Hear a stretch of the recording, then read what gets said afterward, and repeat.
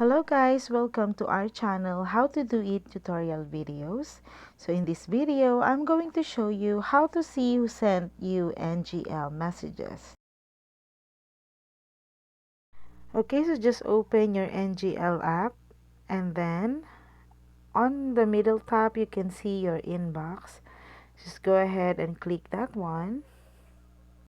As you can see here, I don't have any messages, so I will be showing you what it looks like. So at the bottom of your messages, you will see this button. It says here, who sent this? So just go ahead and click that one and then this will show up.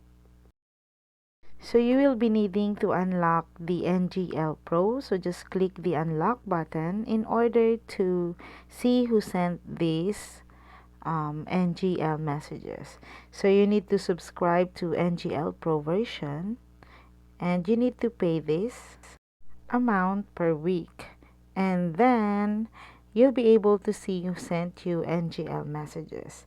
And that's it guys. I hope you find this video helpful, and if you do, please don't forget to like and subscribe to my YouTube channel. Thank you for watching.